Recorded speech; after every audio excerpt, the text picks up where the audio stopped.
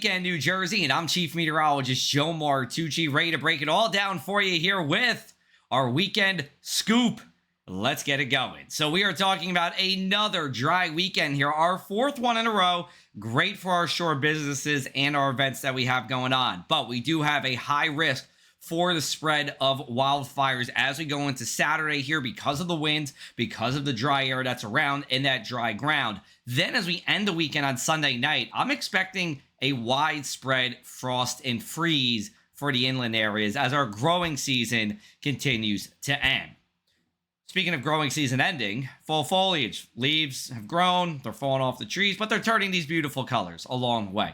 And we take a look at our update here for this weekend. And for most of the populated areas of inland Jersey Shore counties, we are at peak foliage here. We're looking at places like Bass River State Forest, Allaire State Park, that are in peak foliage. And then once you go towards the Pine Barrens, we're in past peak there. Now, along the immediate shoreline, we are looking for peak foliage to be around Election Day.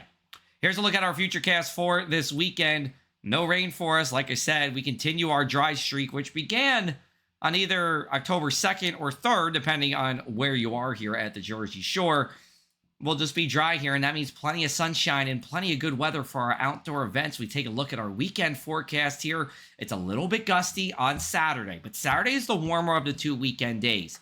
Then as we get towards Saturday night, lows fall into the 30s. Even some frost will be around in some of the Pine Barren spots. And then we go to Sunday, less wind, but less warm air as well, with temperatures struggling to get to 60 degrees. And over at the shore, pretty much the same story. That wind will be breezy, about 20 miles an hour out of the northwest. So that's one thing to bear in mind as you're having outdoor plans or fall activities going on. Sunday, again, cooler, but more calm as well. Here's a look at some of those weekend events as well. From Allenhurst all the way down to North Wildwood, there is plenty going on.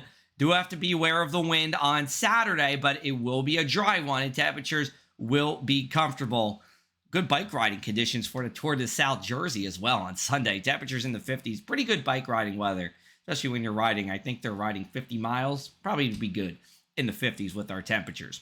We take a look at our forecast rainfall, and this is through Election Day, and there's just not much. A few tenths of an inch.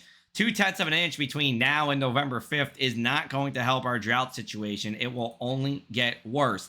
The next time I see widespread rainfall is going to be sometime, we'll say 2 weekends from now, from the 7th to the 10th.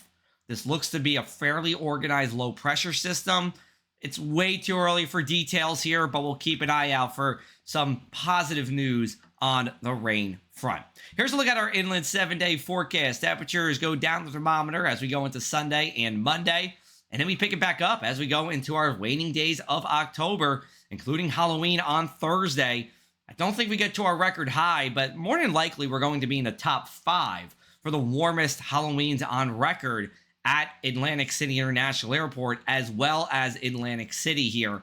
And we continue to stay in the 70s as we go even beyond that. We take a look at the shore forecast. No frost or freezes here. The ocean's still keeping our overnight lows on the milder side. Temperatures warming up here. And, maybe even Halloween, you can go in your costume and hang out on the sand and the beach. Maybe you can dress as a lifeguard. I don't know. Going to be a nice day, though, as we go into Halloween, as we continue to search for that rain. You can also